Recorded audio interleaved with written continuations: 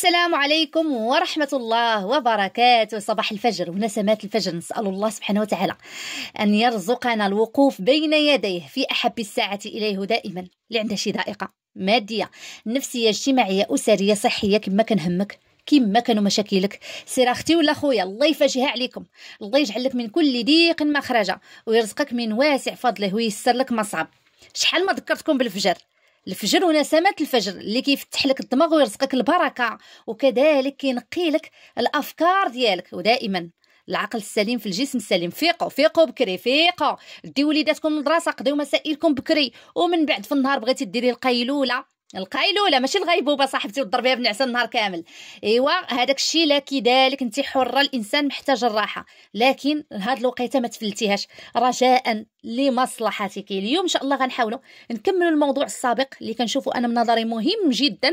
انا كنشوفوا تقريبا ثاني جانب خص الانسان يخدم عليه بعد الجانب الروحي.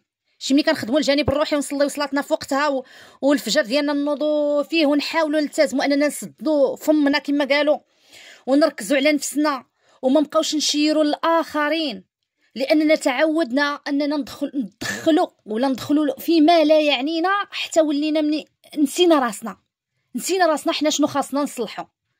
فبالتالي ما بقيناش كنطوروا. علاش؟ حيت حنا حاضيين، حيت حنا هازين الستيلو الحمر مور عباد الله. هذه متبرجه، هذه كيصلي، هذا خارج الطريق، هذا غليظ، هذا رقيق، هذا كنماركيو العباد الله ونسينا راسنا اننا نركزوا فيها باش نقدروا نصلحوا ما استطعنا. والله ثم تالله ونحلف لكم حتى الصبح وانتم عارفين هادشي، وما ديتيها في راسك وركزتي على راسك الا زدتي للقدام محدك حاضيه الاخرين شنو كيدير شنو كيفعلوا كتماركي لهم، وهذا حرام وهذا حلال، ودائما كنتخباو حقه وحنا غير كنصحوا. لا حبيبتي، النصيحه عندها الشروط ديالها وعندها الالتزامات ديالها، وقبل ما ننصح الناس نشوف راسي بعدا انا شنو كنقدر نحقق، وبالتالي كننتقلوا من نفسنا للناس بطريقه محبوبه. ولكن بداي براسك، الله يفيقنا بالعيوب ديالنا. اليوم ان شاء الله كما قلنا نكملوا الفيديو السابق اللي هو كيتكلم على جانب المال، واللي كنشوفوا اهم جانب من بعد الجانب الروحي. كما قلنا ملي كنخدموا على شخصيتنا وعلى نديوها سوق راسنا ونصليو صلاتنا ونحاولوا نحسنوا العلاقه الدائمه اللي هي بيننا وبين الله ونطوروها، وكل مره نضيفوا لها شي حاجه كندوزوا للجانب المادي مباشره قبل من اي جانب. علاش؟ لان الفلوس احنا في الدنيا كما قلت لكم وهذا هو الواقع، الفلوس كتخلي ان بزاف د الامور كيتحسنوا من بعد، كتحسن العلاقه الزوجيه. لان بزاف نتاع المشاكل سيروا قراو اسباب الطلاق، النسبه الاعلى جايه بسبب الماده، الفلوس. العلاقه ما بين الناس كتقيمك من اجل الماده، وهذا واقع. انت براسك باش تحسي بواحد السعاده نفسيه باش تقدري تحققي شي حويجات راه خص الماده، وهكذا. لهذا كخصنا نخدموا مزيان هذا الجانب. فاللي عنده مصروفه، اللي عنده مثلا الصالير ديالو ما كيكفيش، عندنا جوج طرق. يا اما كنقلبوا على مصدر دخل اخر ولا على شي خدمه اخرى، او لا كان الراجل كيخدم بوحدو كنحاولوا نجلسوا واحد الحوار جدي اللي كنتعاونوا بعضياتنا، والزوجه حتى هي دير شي حاجه ولو من البيت ديالها اللي تقدر على الاقل تهز راسها وتحقق احتياجاتها اللي هما كتار، وإلا ما حقاتهمش غتمرض في نفسيتها. ودائما حبيباتي الكريمات، هذاك الحرب اللي عندك في الداخل ديالك اللي مزروعه من طرف مجموعه نتاع اليوتيوبوزات الله يهديهم، ومن طرف مجموعه نتاع الناس نتاع ايوا انا ملي غنبدا نصرف على راسي ونهز راسي شنو هيقضي لي الراجل اختي. شنقول لك، حنا ملي كنديهم كنكونوا عارفين شنو دينا. راه ما يمكنش تي كتكوني في الاول كنبقاو نقولوا غير اجي بالدار واجي للمعقول واجي ونهضروا دابا بصراحه. فهمتي؟ انا راكي عارفاني، انا راني امراه بطبيعه الحال، راه كنميل للمراه اكثر، ولكن كنبغيو نكونوا محايدين. حنا كنهضروا دابا من الجانب المادي، مازال من الجانب النفسي والعلاقه وكيفاش كيتعاملوا. راه حنا كنعرفوا بان معظم الازواج المغربيين زيرو تعامل مع المراه. حنا كنقولوا معظم، ماشي كلشي، ما كيعرفش يتعامل مع المراه مع الانثى. فهمتي؟ ولكن من الجانب المادي انت راكي عارفه راسك شنو دايه. راه ما يمكنش في الاول واغي اجي نتعاونوا، هذا انا ماشي مشكل نقدر نسكن مع امك، انا ماشي مشكل، هذا كديري واحد التنازلات اللي مع الوقت ما كتبقايش قادره عليهم وكتنفجري وما كترجعيش قابله للوضعيه. فكيتسمى هذا بحال الانسان بحال يعني دخلتي في شي ورجعتي في شي. فمن الاول كنكونوا عارفين شنو انت عارفه راسك دايه واحد عنده واحد الصالير تاع 3000 درهم، غتعرفي راسك راه اوتوماتيك بان العيشه ديالك غتكون مغيره. دايه واحد مسكنك مع مو، غتعرفي اوتوماتيك راه كاين المشاكل، واخا يعياو يبغيوك كاين المشاكل، لان اي انسان خصو الخصوصيه. فمن الاول ملي كنكونوا عارفين راسنا وكنقبلوا شي حوايج، راه حنا كنخلصوا ثمن التنازلات ديالنا. كاين شي حوايج ما خصناش نتنازلوا عليهم من الاول باش ما نتعذبوا ما نعذبوا. حيت انت ملي كتنازلي على بزاف ديال الحوايج من بعد ما كتبقايش قاده، راكي كتعذبي انت في نفسيتك وكتعذبي داك الراجل اللي كيحس بك بانك تقلبتي عليه حتى انت ما بقيتيش قابله الوضع. فهمتي الحبيبه ديالي؟ فاحنا ما كنمشيوش للحرب. انا عارفه راجلي دايا واحد على قد الحال، جا الحمد لله بغينا الحلال بغينا داكشي، غنتعاونوا. العوين زوين، العوين زوين. فداك مساله الحرب حاولي تحيديها من الحياه ديالك، وداك العناد ومالو هو ما يديرش داكشي، والله اختي غير هتمرضي. هذاك الشيء درناه درتو حتى انا في واحد الفتره من الحياه ديالي. راه انسان راه كان غيوصل بزاف ديال الحوايج، راه حنا كون ما بدلناش العقليه وحاولنا اننا نفهموا باننا راه حنا موده ورحمه. فهمتي؟ وانا اختي ملي كنخاطبك انت، حيت انا عارفه انت اللي كتصنتي ليا، راه ديما كنكررها، ماشي حيت جايه من جهه الراجل. راه حنا عارفين هما مقصرين في الحق، بزاف د الازواج مقصرين في حق ازواجهم زوجاتهم. بزاف د الازواج الله يهديهم راه معديين على عيالاتهم، ياك؟ والعكس صحيح كذلك. فانا كنخاطبك انت دائما باش تحاولي تصلحي ما استطعتي، ياك؟ وتوصلي للزوج ديالك. لما لا خديتي شي فكره بحال السيده اللي قالت لي خديت منك الفكره نتاع المصروف وطورتها وداك الشيء، وصلتها للزوج ديالها، قالت له سيدي راه انا بغيت نزيد لقدام، ها انت اسمع، وعطاتو سمع الفيديو ديالي، قالت لي وتحفز وعطاني المصروف، ها انت سمعها، ومع عيالات محترمات والدين ولادهم بدرورهم باحترامهم بمسائلهم بديورهم بكل شيء، وهما حتى هما كيتقاتلوا مع الوقت وراه شادين المصروف. هذا راه ماشي تقليل منك ولا فهمتي؟ وبقات بشويه بشويه عطاتو الفيديو ديالي سمع وشاف الحمد لله وها هو تجاوب معاها. فانت ملي تشوفي شي فكره زوينه اللي غتفيد الاسره ديالك، سواء في الجانب، دابا حنا كنركزوا غير في الجانب المادي، ما تدخليليش النفسي، لان حنا كندخلوا شي في شي. دابا حنا المجتمع ديالنا كيدخلك الشكلي في العقلي، لا سواء لا الراجل ولا المراه.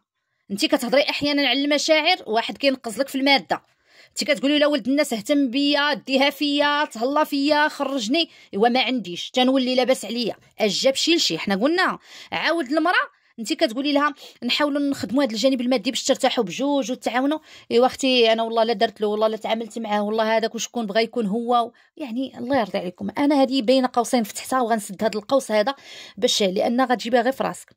منين شديتي طريق الحرب غير انفاصلي احسن لك. فهمتي؟ اللي اختارت الحرب من الاحسن دير غير طلق، احسن ما تبقى عايشه في هاد التحديات. عايشه مزوجه، حاولي اختي ديري مجهود وهو كذلك غيدير مجهود، لكن كنخاطبك انت لان كما قلنا ماشي تحيزا. نرجعوا كما قلنا هذا الجانب المادي نحاولوا نتعاونوا فيه حنايا في مركب واحد. راه لا مشى غرق ودار شي زبله وجاو شي ديون وجاو شي حوايج، راه كاملين غنتقاسوا. لان تا كان فرحان الراجل غتكوني انت فرحانه بلا شعور، كانت مزوهره القضيه راه كتكوني فرحانه، وليداتك فرحانين واحتياجاتهم متلبيه وتنتيه.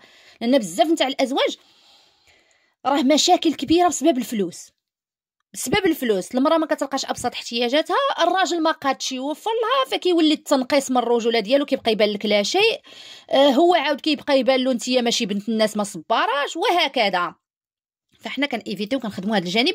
باش نخدموا هذا الجانب كما قلنا عندنا جوج طرق. الا كانت عندنا الفلوس اصلا ما كيكفيوناش، يا اما كنشوفوا مصدر دخل اخر، يا اما تعاوني انت وياه وفتحت هذا القوس الكبير باش نوصلوا هذه النقطه، يا اما غادي ودائما راه كتعرفي راسك مع من، راه كتحضي راسك، راه كتعرفي راجلك، راه كاين اللي ما غاديش ينصب عليك، راه كتعرفي كتقولي انا راجلي يمكن عصبي يمكن، ولكن سخي. انا راجلي مثلا الله يعمرها سلعه وهذا وممكن انه يديه كتسبقه، وممكن فمو ما كيعرفش يهضر، ولكن ما يديليش حاجتي وما يقلبليش مسائلي وما يحقرش عليا وما يرضاش بيا نصرف عليه، وهكذا. كل وحده كتعرف راسها مع من. ملي كنعرف واحد الراجل انه قادر ينصب عليا، قادر يديري فلوسي، قادر، كنبقى ندير داك القضيه اللي قلت لكم اللي ما كتقالش، الخبر في راسك، كملي من راسك وها عايشين. نرجعوا كما قلنا الحل الاول، يا اما كان نقلبوا على مصدر دخل اخر اللي كنعليو شويه باش نقدو نعيشوا، يا اما كنقلوا من المصاريف. وهذا باش نقلوا من المصاريف كنخدموها بجوج بينا. هو الا كاين شي حاجه ما ينقصها انت، الا كاين شي حاجه ما تنقصيها تنقصيها. كما قلنا تقدري تنقصي مثلا نتيا من المصاريف العاديه الكوافورات، تقدري تنقصي مثلا داك الحمام في الزنقه تمشي له مثلا مره في الشهر ودوجي مثلا في دارك، تقدري تنقصي مثلا من الملبوس، تقدري الماكله انك ديري التحضيرات المسبقه وديري جدول الاكل وتخفي الماكله ما تخليش انه يدير التبدير من الجانب ديالك. هو عاود الجانب ديالو يقدر ينقص شويه من القهاوي في الزناقي، يقدر ينقص مثلا من شراء شي حويجات، يقدر مثلا يحدد واحد المبلغ معين اللي يعطي الحباب ديالو، يعني ما يعطيش بالكثره ويخليكم نتوما مخصوصين وهكذا. يعني كتقدروا كنوصلوا لواحد الحلول. شنو حاجه نقدروا نقصوا منها؟ نقدروا نقصوا من المصاريف نتاع الضوء، الماء، يعني نحاولوا نديروا بولات اقتصاديين. كاين بزاف نتاع الطرق باش نقدروا اننا نوفروا شي شويه ياك. عندنا كذلك تجنب واحد الاخطاء باش نقدروا نعيشوا. قلنا في الفيديو السابق الخطأ الاول هو الناس انها كتخاف من الفشل، ما كتقدرش دير شي خطوه. يعني هما المصاريف ديالهم يعني كثيره والمدخول قليل، ولكن الانسان ما قادش يدير شي حاجه اخرى. الناس راه بدات غير بالفراشه، الناس بدات غير بالبيع والشراء من ديورهم، الناس عرات على دراعها وعجنات الخبز وعجنات المسمن، الناس مشات تعلمات الخياطه وحاولت انها واخا تهز غير راسها المراه، فهمتي؟ يعني كاين بزاف نتاع الحوايج. ولكن عندنا واحد القضيه حنايا كيعيشها المجتمع المغربي، شتا في الخصوص بالمغرب. حنا في اوروبا مازال ما كايناش بزاف، راني كنشوف الناس الكبر كيفاش معايشين. حنا عندنا ما كنرضاوش، عندنا داك النفخه الزايده، واحيانا داك العزه هي العزه النفس زوينه، ولكن ملي كتكون ماشي في المحل ديالها وما كنرضاش. وانا الهلاحي الزمان بحال واحد السيده كتعيش واحد العيشه مزريه، كتعيش واحد البيت وداك البيت فيه القطره وعندها وليدات صغار وكتبكي وتشكي. منين الناس دخلوا باش يعاونوها يعطيوها واحد المبلغ انها تبدا تبيع البيجيمات وتبيع الملابس الداخليه وتبيع داكشي للعيالات، قالت لك والله لا يحيي الزمان تنولي انا ندور على عباد الله بصاكي. والله فهمت سطا. يعني بنادم القطره فوق منه عايش واحد وضعيه مزريه وما نرضاش. هذه ماشي عزه، هذا سميتو شي حاجه اخرى من غير عزه النفس. كيبقاو يخلطوا كما نقول لك حنايا عندنا المفاهيم مخلطه. ماشي كانت وكاينه واحد اخرين نماذج واحد اخرين وانا كنعرفهم شخصيا. واحد صاحبتي باقا كنعقل عليها في الصغر، كنت كندوز عليها الابتدائي، كنت كنحس بواحد الديب في دارهم ماشي طبيعي. في الصباح كنت كندوز عليها، فيما ندوز الصباح كندوز نفطر معاها. والله البنات الا كانوا كينعسوا مساكن في الكوزينه، البنات عندهم بيت وكوزينه، باهم وامهم واحد البيت كيخليو لهم خصوصيه، والبنات كانوا كينعسوا في الكوزينه. فاش كنخلط عليها في الصباح كنطوي معاهم الفراش في الكوزينه في الارضيه ديال الكوزينه. وامهم تبارك الله عليها وباهم كان درويش، وامهم تبارك الله عليها بدات بالتجاره، دارت براكه، دارت فراشه بعدا، دارت براكه، من براكه الحانوت. دابا تبارك الله فاش تلاقيتها الدار تبارك الله شفتهم بعين الرحمه، 3 ايطاج الدار، 3 ايطاج، وبنياتها كلشي تزوج اللي كانوا قدنا وكلشي بولادهم.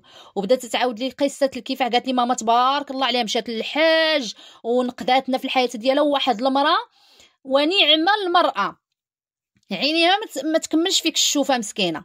يعني الحياء والحشمه والستره والعقل والرزانه وشنو ما بغيتي في النساء. وتبارك الله كاين عيال تغيروا الوضعيه ديالهم. علاش؟ لانهم شافوا الواقع ديالهم. هذا هو الواقع ديالي، هذا هو الواقع ديالي. كنعيش اكثر من النيفو ديالي. واش انا عندي بيت وكوزينه وعندي وليدات صغار ومكرفصه ونجي نتكبر نقول له لا يحيي الزمان تنبقى نبيع ونشري وانا لا اختي ما نقدش على هذا الشيء؟ لا ما يمكنش، راه ما يمكنش. احنا كنشوفوا الناس تبارك الله هنايا في اوروبا هازه كتنقي الاخر عمال النظافه. حنا كنقول لهم موالين الزبل، حنا هما قلت لك عمال النظافه. كتلقاي تبارك الله هكا كتشرق بطوموبيل كي دايره وداكشي صافي كتخدم. الانسان طالما كيخدم بالحلال طيب وكيجيبها بعرق كتافو فمرحبا. وكنشوف الوضع ديالي، واحد ما عنده حتى شي امكانيه، ما عندها حتى نيفو، خارجه من السادسه ولا شي حاجه وما بغاتش تكمل قرايتها، ما دارت لا صنعه لا والو، وباغا تخدم هي في الادارات وباغا تخدم ما عرفت فين باغيين يخدموا.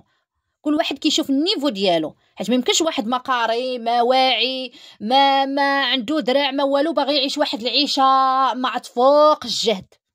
احنا كنشوفوا الناس عاطين الجهد في المغرب. انا شفتها بالخصوص، انا كنهضر على اللي شافت عيني، ربما نكون خاطئه ولكن كنهضر على الحاجه اللي شفتها من منظوري انا. الناس عاطين الجهد بزاف، عاطين الجهد مع ولادهم. كتلقاي انسان الراجل كيدخل واحد المبلغ بسيط والمراه خصها يعني وخص الاولاد في البريفي، وخصني نسكن في الحي الفلاني، وخاصني ندير هذاك الشيء كلشي مزيان. اي واحد كيحلم يعيش عيشه نقيه ودار زوينه ومدارس واعره لوليداتنا، ولكن كنهبطوا النيفو على حساب ونعليو النيفو على حساب الامكانيات ديالنا، وبشويه بشويه كل مره كنبقاو غاديين كنتحسنوا. واحد الفتره من حياتك غادي ترضي انك تبيعي مثلا الحوايج في الفراشه، غتزيدي واحد شويه غادي ديري المحل ديالك، غتزيدي واحد شويه غادي ديري بزاف ديال الحوايج، وانت غادا وانت كتنقلي. والمرحله اللي كنوصلوا لها ما كنرجعوش للور، كنحاولوا دائما نزيدوا للقدام وكنحسنوا، وكل وقت ووقته، وكل حاجه والامكانيات ديالها. راني قلت لكم راه بعيني بودني سمعتها، السيده كتبكي، شو كتبكي؟ انا على وضعيه وانا وما باغاش نطلق، وراجلي ما قدش يعيشني، وفاش كنعس راه كندير البانيو كيبات كيقطر علينا الشتاء والبرد فيا والصيف فيا. فاش جاو الناس قالوا لها ايوا لا صافي بغيتي تحسني الوضعيه، داروا لها داك القضيه نتاع ما غنعطيوكش الفلوس، غنعطيوك الصناره، اولا ما غنعطيكش الحوت، غنعطيك الصناره باش تجيبي الحوت. ما قبلاتش. علاش؟ لان الانسان دافع الجهد وهو ما عندوش الامكانيه. فهمتي؟ هذا من ضمن الاخطاء اللي عايشين فيها بزاف الناس. تقدري انت اللي كتصنتي ليا واخا ما تعجبكش الهضره تكوني عاطه الجهد، باغا اللبسه الفلانيه وباغا القفطان الفلاني وباغا الصاك الماركه الفلانيه وباغا العكار الماركه الفلانيه، وانت ما عندكيش مدخول قار ديالك، الزوج مصروفه على قد الحال ولكن باغيين وباغا كل سيمانه تحميمه بالكساله بالكوافوره، هذاك الشيء كلشي مزيان، ولكن قدي به. جات معاك. انا ماشي ضد الرفاهيه ولا ضد الانسان يلبس ماركه ولا ضد، ولكن كيمشي على قد الجهد ديالو. ما يمكنش واحد كيصور 3000 درهم وغيلبس السبرديله د 1000 درهم، راه لا يعقل. اولا كيصور 5000 درهم وغيقري ولادو كل واحد ب 1000 درهم 1000 درهم 1000 درهم، راه لا يعقل. يعني الانسان شنو كيولي داير؟ بحال اللي كينتحر، كيولي الانسان يعني بحال اللي كيلوح راسو، كل نهار كيولي عنده واحد الزيار، ولا كيدخل في المديونيه والديون والروينه وتيعيش حياته كامله غير مسرحيه امام الناس. وهذا هو اللي خلى الناس ما تزيدش ماليا وما تقدمش ماليا، لان كتقول لك انا كتلقاي الوزير كيشكي، الطبيب كيشكي، الاستاذ كيشكي، مول كلشي كيشكي، كلشي كيقول كنجيبوها قد قد.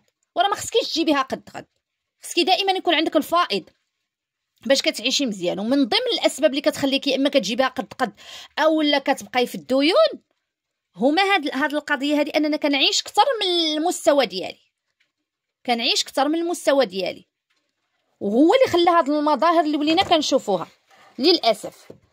كتشوفي بنادم خارج من دور الصافح ولكن لابس الماركه وغادي بعدا. هو ماشي عيب انك تسكن في دور الصافح، ولكن ماشي عاود كتكيليبري، كدير التوازن. هو باغي يلبس السبرديله د 1000 درهم وداكشي، وامو مسكينه راه كتخدم كتمشي تجفف في الديور د عباد الله. وهذا الشيء راه الامهات بداو كينقلوه حتى لولادهم. راه قلت لكم هي كتمشي كتضرب الكرفي ولا راجلها كيضرب ثمنه الكحله، وكتلبس الولد عنده الايفون 16 والسبرديله الفلاني. هادشي بزاف كما قلت لكم راه غيخليكم عايشين في واحد الضغط، وكنوليو عايشين في مسرحيه اننا حدا الناس راه كنبانوا واو عندنا الديور ولابسين ومسافرين. راه النص اللي كتشوفوا في السوشيال ميديا الكريديات، غير الكريديات ومسافرين والطوموبيلات وما كاين غير بدل السياره ودير السياره وبنادم غار كريدي. علاش؟ لان اهم الاسباب انه ما راضيش، ما باغيش يعيش قل مع المستوى ديالو. حنا ما كنقولش تعيش قل من المستوى، غير مع النيفو ديالك. وهاد الهضره هذه ربما تقلق مجموعه تاع الاخوات، لان الصراحه احيانا ملي كتقيسنا كتكون موجعه. ولكن حبيبتي انا ما كنعرفكش لشخصك، انا تنعطي نصيحه على العموم وغادي توقفي عليها وغاتعرفيها حقيقه ولو بينك وبين نفسك. الحاجه اللي تخليكي عايشه مزيان هي انني كنعيش قل من اللي كندخل. قال لك اللي شنو قال لك؟ اللي خسر كتر ما كيصور على الحبس كيدور. امثله عندها واحد المعنى كبيره، حيت انا ملي غنبقى نخسر الفلوس ولا غنفق اكثر مني كنصور انا، اذا غندخل في الديون، اذا غنبدا نعطي الشيكات، اذا كنقلب انا على الحبس، كنقلب على الحبس بهذا المفهوم. فحبيباتي من ضمن الاخطاء كما كنقولوا هو ان الانسان كيعيش اكثر عاطيه الجهد اكثر من المستوى ديالو. كذلك الخوف من الفشل، راه حنا قلناها انه ما كيقدرش يدير شي حاجه لا حقا غادي الا درتها ما غتصدقليش، راه عاد فلان دار البيعه وشريه هنا وما صدقاتلوش، عاد واحد السيده حلات هنا روض وما صدقلهاش. انت ماشي هي داك السيده. كل واحد قال لك الحوانت مصفى والارزاق مختلفه. راه كتلقاي قهوه حدا قهوه وحده تبارك الله فايض عليها الكليان وحده لا. الرزق هذاك الرزق انت كنحاول، لان بزاف نتاع الناس ما كيحاولوا حتى حاجه جديده حيت كيخافوا ويطيحوا او يخسروا فلوسهم. ولكن الحقيقه هي ان الفشل هو جزء من النجاح، واي واحد شتيه ناجح في الحياه ديالو عرفيه راه داز مشي طيحه خايبه. عندنا حاجه واحدة اخرى هي التفكير قصير المدى. هذا من ضمن الاخطاء الماليه، هو ان الانسان تيفكر غا في جنابه، يعني كيفكر غير في هذا النهار، غير ما كيخططش للمستقبل بحجه ان حقا غنموتوا. وهذا المنطق نتاع اننا غنموتوا هذا غير وهم شيطاني كيحطوا لك فقط في الجانب المادي ملي كتكون فاشل فيه. اما كان عندك هذه الفكره نتاع غنموتوا، برافو عليك، تكون عندك داك الفكره غنموتوا وتستحضرها في جميع جوانب الحياه، تكون راك من خيره الناس. اولا ما غتاديش وليداتك كتقول غنموتوا، الراجل ما غيعنفش مرته غيقول غنموتوا ومسكينه وغادي هذا، ما غاديش تهضري في الناس حيت تقولي غنموت وغنلاقي الله، غتصلي صلاتك في الوقت حيت كتقولي غنموت وغنلاقي الله. ولكن حنا غنموتوا وغنخليو هذا الرزق وداك الشيء ودي ما غنديو معنا حتى حاجه، كديريها غير في الجانب المادي.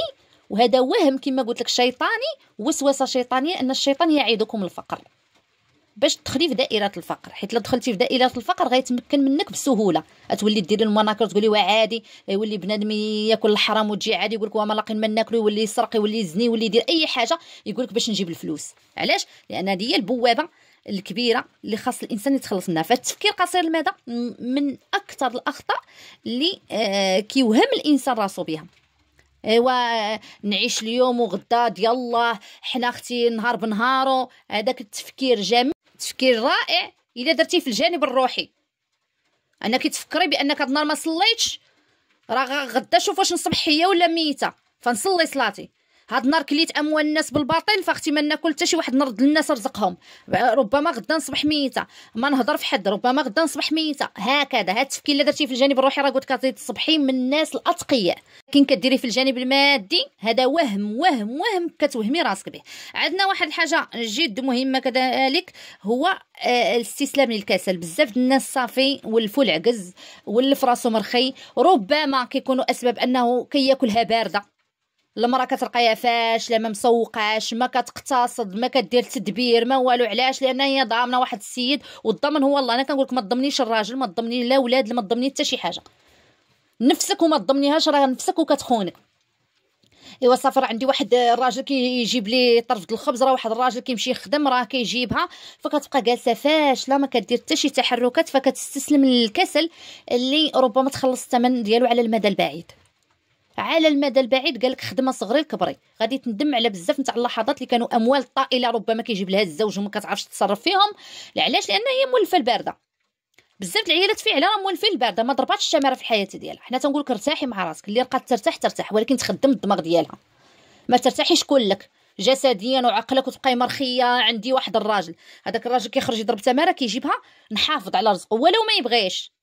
راه منين راه حنا شفنا النماذج، منين غادي يبقى 0 درهم وما يبقاش عنده ويطيح شي مشكل، يقول لك ما لقيتكش مرة، كون كنت انايا مجوج مرة كون غير زيرتيني، والناس قالوا لهم كون غير سرقتيني. راك سمعتوا القصه نتاع السيده اللي قال لك راجلها قال لها من السبق كان فيك حتى حراميات وغير سرقيني وجمعي وديري ونلقى راسي حتى انا عندي شي حاجه بحال الرجال في تديت زماني. قال ما صورت معاك والو. فهمتي حبيبتي؟ منين بزاف الاخوات استسلموا للكسل كما قلنا، اما الاتكاليين، ماشي فقط الاخوات حتى الاخوان، راه كاين بزاف اللي اتكالي كتجيه بارده، اما اختو كتعطيه ولا مو ولا مهزين معاه العائله ولا صافي فولا هكاك، فما بقاش عنده واحد. علاش غندير انا واحد المجهود وانا كيجيني؟ اش ندير مجهود باش نطور من حياتي الماديه وانا عندي اللي كيضرب عليا تماره؟ فما ما تطمئنيش بزاف وما تضمنيش بزاف، الضمن هو الله. تما فين تخدمي هاد القضيه هذه، داك الافكار الدينيه اللي كتبغيو ديروهم غير المحل ديالها ديريها هنا، ديري هنا واعترفي بان ما كاينش شي سند من غير الله سبحانه وتعالى. حتى الزوج يعترف بان ماشي الزوجه ديالو هي واحد شريكه الحياه ماشي سند، والزوج هو شريك الحياه ماشي سند، السند هو الله عز وجل، وكنخدموا العقل ديالنا ياك. ربما هذا لان علاش ماشي سند؟ ماشي على الافعال، حنا بشر كنموتوا، يجي غير راجلك يموت بطولان عمره، ولا مرتك انت تموت اللي تكون هزه معك الحمل، ايوا يلا هي ما غدرات ما والو، عاشت مزيانه وبخير وهذا، ولكن مشات مسكينه. ولا ها هو مسكين كان دائما قوام قاد بشغالو مشى مسكين، لا ما لقاكيش لا لا ومولاتي، وهو كان سيدي ومولاي بالفعل ودرتو شي حاجه من تحت منكم يعني. وهذا راه حتى داك الكنازه ما تلقايش باش ديريها، نهار الكنازه كيبان عيبك، نهار كيخوا وكتاف كتقولك خوا وكتافي صافي مشى لي راجل تبهدلت. علاش؟ لان الانسان تيعيش في واحد الاريحيه، كيضمن الاشخاص وكيضمن الدنيا وكيضمن الوقت وكيجيب له باله هو دائما يبقى في داك الرخاء، وكيضمن الصحه، وهي حتى حاجه ما مضمونه. اليوم راه عندك الجهد، غدا ما عنديش الجهد. عليها كندير انا هاد المجهودات، لان عارفه الصحه ديالي غدا وكتهلك. فانا ملي غنوصل 60 اذا كان في العمر بقيه، لا عطاني الله العمر، واش غيبقى عندي هاد الجهد؟ غنبقى طالقه الحلوق في اليوتيوب، غنبقى كنخدم، غنبقى نخرج نعاون راجلي في المشروع ديالو، غنبقى ما غنقدرش. فإذا خصني نكون عندي شي حويجات اللي يريحوني، على الاقل السكن يكون مكتمل، يكون عندك واحد التغطيه صحيه باش نعالج راسي، يكون عندي دهيبي لو وقفت عليه ولا لا يوقف شي واحد يعني كترقاي، كيكون عندك شي حويجات، التقاعد ديالك، مسائلك كتكوني مضبطاهم، يعني كتبقاي جالسه كتعايني كما كنقولوا داك الساعات كتفرغي الجانب الروحي بامتياز. ما كتبقايش لان ما قاداش تخدمي، ما الوليدات كيكونوا كبروا ما غاديش نربي، كيبقى لي جانب واحد كنخدمو مزيان وكنلاقيو الله بواحد الصوره حسنه. هذا هو علاش سميتو الشباب، هذه راه فرصه لا تعوض، خصك تعطي فيها الجهد الخدمه. ما تقوليش ما ان لهتين على الدنيا وارتاحي مع راسك. كيجوني شي تعليق انا اسماء ارتاحي وداكشي، انا من المقربين كان كيقولوا لي ارتاحي ومالكي وسافري وخرجي. احنا كنسافروا وكنخرجوا ولكن بالمعقول، وكنلبسوا وكناكلوا والحمد لله بالمعقول، ولكن نعطيه العطاك دابا محدي باقا قادره نهضر وباقا قادره نتحرك وباقا قادره ندير بزاف ديال الحوايج، وباقا عندي الحماس وباقي عندي الشباب، وباقي الوليدات الصغار، مازال بزاف ديال الحويجات. اما ملي غنوصل لواحد السن راه ما غاديش نقدر بالهلا يكازيه لي ماشي لخاطري، حيت كلشي كينقص مع الوقت. وهاد السند ديالي اللي ربما بشري بزاف كيعتقدوا، ولا انت كتعتقدي الراجل اللي في جنبي، ما عرفتش واش غادي يسبقني ولا نسبقه. فلا سبقني وما كنتش دايره بحساب الوقت راه غنتكرفس ما بين الاولاد، ولا سبقته الله يرحمني والله يرحمنا كاملين، والله يصلح حالي وحالكم. واخا ما كنسخاش بكم كما العاده، كنحبكم من القلب وبغيت لكم الخير، واحيانا كندخل كنهضر معكم شي تفاصيل اللي غيفهموها غير العاقلات الناضجات. اما اللي دايره الحزازه وعندها مشاكل وكتقول لي اسماء وانت كتجي من جهه الراجل، انا اختي ما كنجي لا من جهه الراجل، لو انا كنهضر معاك بواقعيه. انت عندك ربما مشاكل اخرى في العلاقه الزوجيه، ربما في العلاقه الحميميه، ربما في التصرفات، ربما في شي حوايج اعمق اللي خصها تحل قبل ما ندوزو لجوانب نتاع تربيه الابناء ونتفاهموا انا والزوج في الخلصه، وكيفاش نتعاونوا، وكيفاش نديروا الدار مجموعين، وكيفاش نشريو طوموبيله، وكيفاش نسافروا. هادو كيبقاو من بعد ما كنكون العلاقه سويه. فصلحي العلاقه ديالك بينك وبين راجلك، ديري اللي قديتي. ولا شتي راسك وصلتي لواحد الفينال درتي كل ما في وسعك، فتما غيبان لك الطريق اللي تا هو طريق الصلاح، هو الانفصال. ولكن بعد ما كنستنزفوا كما كنقولوا وكنديروا كل ما في وسعنا وكل ما فادك باش ننجحوا هذه العلاقه. اما مني نبقى انا نهضر معاك في الجانب المادي، واختي انا والله لا درت له كتهضري بواحد الحاجه انت كنحس بك عندك مشكل اعمق خصك تصلحي حبيبتي، عاد ندوزو لهذا الجانب المادي. الله يرضي عليك، الله يصلح حالك، الله يلين زوجك كما لين الله الحديد لداود. ديما ادعي، فالدعاء هو سر النجاح. كذلك غنختم: ان اريد الا الاصلاح ما استطعت وما توفيقي الا بالله، عليه توكلت واليه انيب. شكرا لكم.